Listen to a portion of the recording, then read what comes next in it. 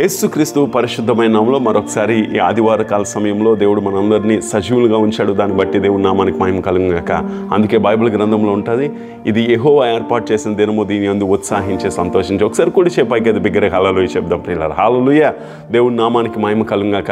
గత వారం చూసినట్లయితే తెలంగాణ, విజయవాడ ప్రాంతాల్లో, కొన్ని ప్రాంతాల్లో, ఏలూరు, గుంటూరు, ఈ ప్రాంతాల్లో భయంకరమైన వర్షపాతం నమోదైంది. భయంకరమైన విపత్తుకు గురయ్యారు. చాలామంది కుటుంబాలని కోల్పోయారు, చాలామంది గృహాలను కోల్పోయారు, చాలామంది కుటుంబాల్లో తెలియకంట వేదన అలుముకుంది. కానీ దేవుడు అవన్నిటి నుంచి మనల్ని తప్పించి ఈరోజు సజీవంగా ఉంచాడు. దాన్ని బట్టి దేవునికి మహిమ కలుగును గాక. హల్లెలూయా. నిజంగా ఈరోజు దేవుని యొక్క వాక్యానికి వెళ్ళకముందు నేను ఒక మాట చెప్పి దేవుని యొక్క వాక్యంలోకి వెళ్ళాలని నేను ఆశపడుతున్నాను. లోపం లేని క్రైస్తవులుగా ఉండాలని దేవుడు కోరుకుంటున్నాడు. ఈరోజు నీకు బలహీనత ఉంటే దేవుడు బలపరుస్తాడు, బలహీనత ఉంటే దేవుడు విడిపించి నడిపిస్తాడు. కానీ లోపం ఉంటే మాత్రం నిన్ను నువ్వు సరి చేసుకోవాలి. లోపాలు నువ్వు సరి చేసుకోగలిగితే ప్రభువు కొరకు వాడబడతావు. బలహీనతల నుంచి దేవుడు బలపరుస్తాడు, బలహీనతల నుంచి దేవుడు విడిపిస్తాడు. కానీ లోపం మాత్రం నువ్వే సరి చేసుకోవాలి. నీలో ఏదైనా లోపాలు ఉన్నాయేమో, లోపం ఉంటూ ప్రభువు పరిచర్య చేస్తున్నావేమో, లోపం ఉంటూ ప్రభు కొరకు బ్రతకాలని ఆశపడుతున్నావేమో, అది ఏమాత్రం కూడా నీకు ఆశీర్వాదకరం కాదు. వాక్యంలోకి వెళ్ళకముందు ఒక మాట చెప్తాను. అందుకనే యేసు ప్రభు మాట్లాడుతుంటాడు, ఇదిగో నేను తలుపు వద్ద నిల్చుండి తట్టుచున్నాను, ఎవడైనా నా స్వరం విని తలుపు తీస్తే. ఈరోజు దేవుడు నీ హృదయం అనే ద్వారం దగ్గర నుండి వాక్యం ద్వారా తలుపు తడుతున్నాడేమో. ఈరోజు నీ హృదయాన్ని తెరిచి కూర్చో, దేవుడు తప్పనిసరిగా నీ హృదయంలోకి వచ్చి కార్యం చేస్తాడు. ఎందుకు తెలుసా? దేవుడు హృదయంలోకి వస్తే పేతురు అత్త ఇంటికి వచ్చాడట. పేతురు అత్తకి ఏదైతే బలహీనత ఉందో విడిపించబడింది. ఈరోజు కానాను వివాహానికి యేసుప్రభు వచ్చాడట. ఎప్పుడైతే కానాను వివాహానికి యేసుప్రభు అడుగు పెట్టాడో కానాను వివాహము ఘనంగా జరిగించబడింది. ఈరోజు ప్రభు నీ హృదయంలోకి వస్తే, ప్రభు నీ కుటుంబంలోకి వస్తే, ప్రభు నీ పిల్లల జీవితాల్లోకి వస్తే, ప్రభు నీ యొక్క గృహంలో కానీ అడుగు పెడితే, మరలా చెప్తున్నాను, నీ కుటుంబాన్ని దేవుడు బలంగా కట్టడానికి ఇష్టపడతాడు. నీ కుటుంబాన్ని దేవుడు దీవించడానికి ఇష్టపడతాడు. ఈరోజు ప్రభువుని ఆహ్వానిద్దాం. ఇక్కడ కూర్చున్న ఎవరైనాప్పటికీ నీ హృదయాన్ని తెరిచి ఇటు అటు దిక్కులు చూడకుండా ఏకాగ్రతతో ప్రభుతో మాట్లాడదాం. ప్రభా, నా హృదయాన్ని తెరిచి కూర్చుంటున్నాను, నాతో మాట్లాడు అంటే లోపం లేని క్రైస్తవులుగా దేవుడు ఉండాలని ఆశపడుతున్నాడు. ఈ ఉదయకాల సమయంలో ఆ లేఖన భాగాన్ని చదువుతుండగా ఈరోజు ప్రభు మనందరినీ బలపరిచి, ప్రభు మనందరినీ ఉజ్జీవపరిచి, ప్రభు మరొకసారి మనందరినీ నింపి తిరిగి పంపించునుగాక. హల్లెలూయా. బైబిల్ గ్రంథంలో చూసినట్లయితే ద్వితీయోపదేశకాండం 15వ అధ్యాయం 21వ వచనం. ద్వితీయోపదేశకాండము అనే మాటకి అర్థం ఏంటి తెలుసా? రెండోసారి మరలా మోషే ద్వారా ఇజ్రాయేల్ ప్రజలకు దేవుడు ఉపదేశం చేస్తున్నాడు. ఈరోజు దేవుడు మరొకసారి నీతో మాట్లాడు. నీకు తెలియక కాదు, దేవుడు కొన్నిసార్లు రిమైండ్ చేస్తాడు. నువ్వు ఎక్కడ వైదొలిగిపోతావో, ఎక్కడ నువ్వు సరి చేసుకోకుండా ఉండిపోతావో. అందుకని యాకోబు అంటాడు, తన ముఖాన్ని అద్దంలో చూసుకుని సరి చేసుకోలేకపోతే ఏమి ప్రయోజనం? ఈరోజు వాక్యం దగ్గరికి వచ్చి నిన్ను సరి చేసుకో, నిన్ను నువ్వు బాగు చేసుకో, నీలో ఉన్న లోపాలన్నింటినీ తీసేసుకోగలిగితే ప్రభు కొరకు ఉపయోగపడే పాత్రగా ఉంటావు. ఒకసారి బైబిల్ గ్రంథం చూద్దాం. ద్వితీయోపదేశకాండం 15వ అధ్యాయం 21వ వచనం నేను చదువుతాను, జాగ్రత్తగా ఆలకించడానికి ప్రయత్నిద్దాం ప్రియులారా. దానిలో లోపము అనగా దానికి కుంటితనమైనను గుడ్డితనమైనను మరి ఏ లోపమైనను ఉండిన ఎడల నీ దేవుడైన యెహోవాకు దాన్ని అర్పింపకూడదు. హల్లెలూయా. ఇక్కడ చూడండి, లోపం లేనిది ఎలా ఉండాలంటే కుంటితనం అయింది కానీ గుడ్డితనం అయింది కానీ మరి ఏ లోపం ఉన్నా అలాంటివి ప్రభువుకు అవసరం లేదు. మొదటిది కుంటితనం అంటే ఏంటి చెప్పండి? స్థిరత్వం లేకపోవడం, స్థిరంగా నిలబడలేకపోవడం. అందుకనే మన కొత్త నిబంధనలో కనబడుతుంది, యేసు ప్రభు ఒక ప్రాంతం గుండా నడుచుకుంటూ వెళ్ళిపోతున్నప్పుడు బలహీనపరచు ఒక దయ్యం ఉంటుంది. వాడు సరిగ్గా నిలబడలేడు, వాడు సరిగ్గా ఒక దగ్గర ఉండలేడు. ఈరోజు నువ్వు సరిగ్గా నిలబడకపోవడానికి అదొక బలహీనత అయిపోయిందేమో, అదొక లోపం అయిపోయిందేమో. ఈరోజు ఒకసారి ఆలోచిద్దాం. కుంటితనం నీలో అలుముకుందేమో, స్థిరంగా ఉండలేకపోతున్నావు. దేవుడు నీకు అప్పగించిన పనిలో స్థిరంగా ఉండలేకపోతున్నావు. అందుకని దేవుడు నిన్ను ఎక్కడ పెట్టాడో, ఒక సంఘంలో స్థిరంగా ఉండలేకపోతున్నాం, ఒక సేవకుడి దగ్గర స్థిరంగా ఉండలేకపోతున్నాం, ఒక నాయకుడి దగ్గర స్థిరంగా ఉండలేకపోతున్నాం, ఒక పరిచర్యలో స్థిరంగా ఉండలేకపోతున్నాం.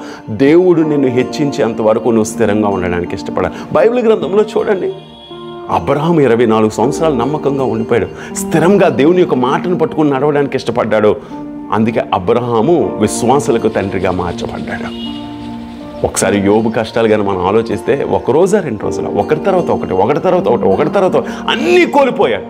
చివరికి తన భార్య ఏమంటుంది? ఎందుకయ్యా నీ దేవుడిని నువ్వు దూషించి చచ్చిపో. అక్కడ కూడా దేవుని వాక్యానికి విరోధంగా ఏం మాట్లాడలేదు పిల్లరా. ఎందుకు ఈ మాట చెప్తున్నానంటే, బైబిల్ గ్రంథంలో ఎవ్వరు చూసినా వాళ్ళు స్థిరంగా ఉన్నారు. వాళ్ళు స్థిరంగా, కుంటితనం లేని వారిగా ఉండగలరు. అంటే స్థిరత్వం, నిలకడత్వం, స్టెబిలిటీ నీ జీవితంలో ఉండగలిగితే చెప్తున్నాను, మరలా దేవుడు నిన్ను హెచ్చిస్తాడు. అందుకని కీర్తనలో 12వ అధ్యాయం 8వ వచనం ఏమని రాయబడి ఉందో తెలుసా? నరులలో నీచ ప్రవర్తన ప్రబలమైనప్పుడు దుష్టుడు గర్విష్ఠుడై నలుదిక్కులా తిరుగుతాడట.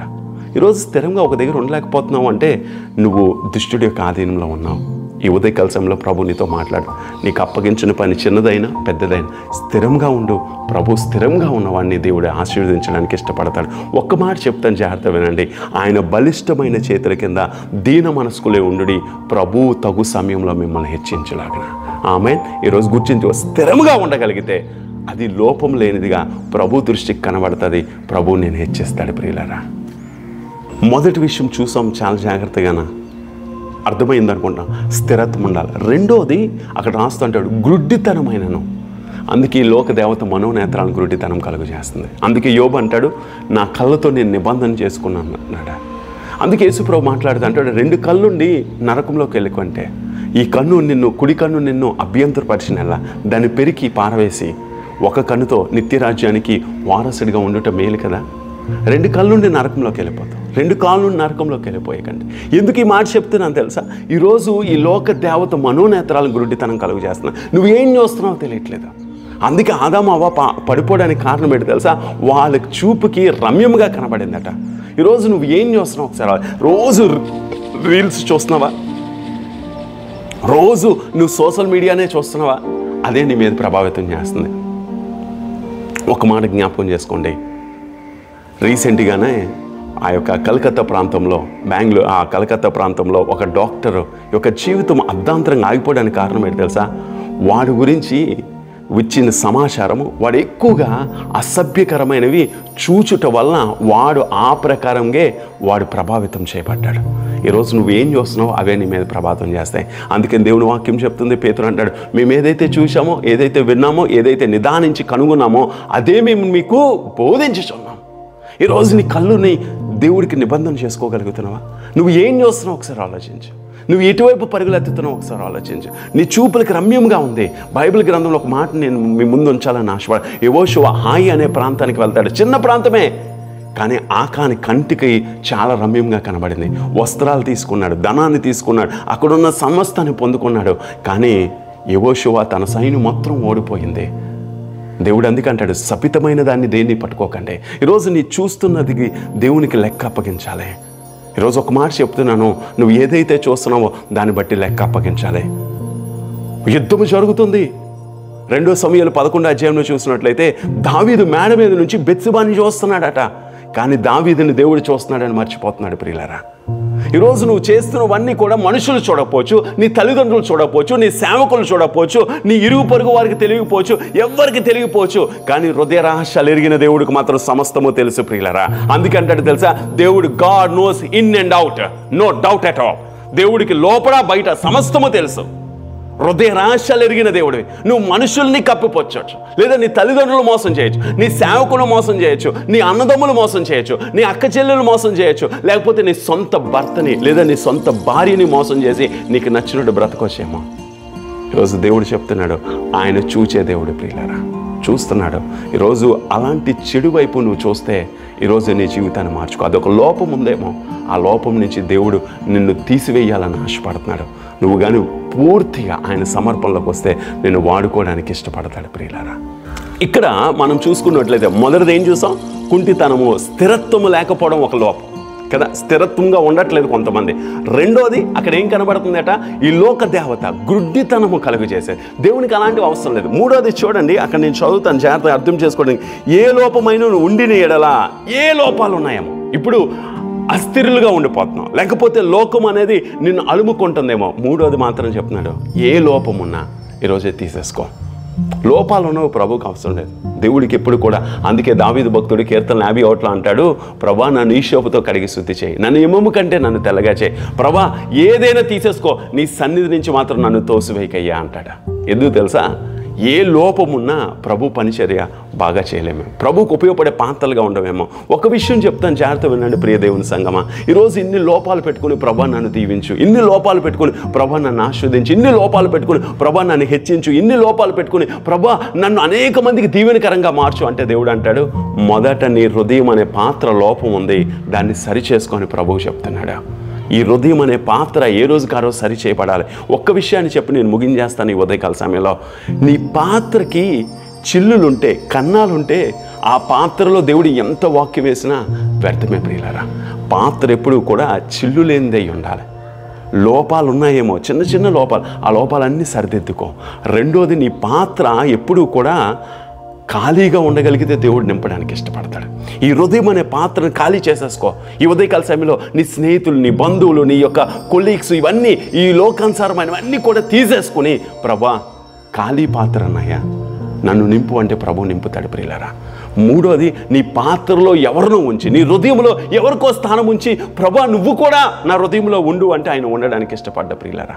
ఈరోజు మరలా దేవుని సేవకుడిగా చెప్తున్నాను, నువ్వు ఎవరైనప్పటికీ కూడా నీ హృదయము ఎప్పుడైతే ప్రభుకి పూర్తిగా సమర్పించుకుంటావో ఆయన నీ జీవితం మీద ఏలుబడి చేయడానికి ఇష్టపడతాడు. ఆయన నీ వ్యక్తిగత జీవితాన్ని కట్టడానికి ఇష్టపడతాడు. ఇక్కడ కూర్చున్న కుటుంబాలను మరొకసారి ఎత్తి పట్టుకుంటున్నాడు దేవుడు. కుటుంబ వ్యవస్థలతో దేవుడు మాట్లాడుతున్నాడు. ఈరోజు నీ భర్తకు తెలియకంట, నీ భార్యకి తెలియకంట, నీ పిల్లలకు తెలియకంట, నీ కుటుంబానికి తెలియకంట ఎన్నిసార్లు నీకు నచ్చినట్టు బ్రతుకుతున్నావో దేవుడు సమస్తాన్ని చూస్తున్నాడు ప్రియులారా. అన్నిటిని విడిచిపెట్టి ఈ ఉదయకాల సమయంలో ప్రభు వైపు చూడడానికి ఇష్టపడదాం. అందుకంటాడు కదా, వెనుకున్న వాటిని మరిచి ముందున్న వాటి కొరకు వేగిరపడే. నీలో ఏవైనా లోపాలు ఉంటే నాకు తెలియకపోవచ్చు, నీకు నీ దేవుడికి సమస్తము తెలుసు. హృదయాన్ని తెరిచి ఉన్న స్థలంలో మోకరించి, ప్రభా నాలో ఈ లోపాలు ఉన్నాయి, ఇవన్నిటిని తీసేసుకోవాలని ఆశపడుతున్నాను, నీ కొరకు ఉపయోగపడే పాత్రగా ఉండాలని నేను ఆశపడుతున్నాను అని నువ్వు అనుకుంటే ఒక మంచి తీర్మానం తీసుకొని ఇక్కడి నుంచి వెళ్దాం ప్రియులారా. కళ్ళు మూసుకుందాం, ప్రార్థన చేద్దాం. ఎవరెక్కడ ఉన్నప్పటికీ, మా తండ్రి, మా ప్రభువానికి వందనాలు. నిజంగా లోపం ఉన్న ప్రతిదీ కూడా నీకు అవసరం లేదయ్యా. మాలో లోపాలు ఉంటే తీసేసుకోవాలని వాక్యం ద్వారా ఈరోజు కూడి అందరితో మాట్లాడేదాన్ని బట్టి నీకు వందనాలు. ఎవరెవరైతే ఈ వాక్యాన్ని వీక్షిస్తున్నారో, ఆన్లైన్ ద్వారా ఎవరైతే ఈ వాక్యాన్ని వింటున్నారో, వాళ్ళ జీవితాల్లో ఏ లోపాలున్నా, ఏ యొక్క కుటుంబాల్లో లోపాలున్నా, భార్యాభర్తల మధ్య లోపాలున్నా, అవన్నీ యేసు నామములో తొలగిపోవునుగా కనొప్పుకుంటున్నాం. దీవించు, ఆశది కుటుంబాలను దీవించు, పిల్లల్ని దీవించు, కుటుంబ వ్యవస్థలను దీవించు ప్రభా, సంఘాలను దీవించమన్నాడు. సంఘంకి వచ్చి తిరిగి వెళ్తున్న వాళ్ళందరూ కూడా నీ కృపలో ఈ వారం అంతా నడిపింపబడుదురుగా కనపుకుంటూ నీకే మహిమ, ఘనత, ప్రభావాలు చెల్లించుకుంటూ యేసుక్రీస్తు సర్వశక్తి కలిగిన నామంలో అడిగి వేడుకొంచున్నాము తండ్రి. ఆమెన్. God bless you. దేవుడు మనందరినీ దీవించిన గాక.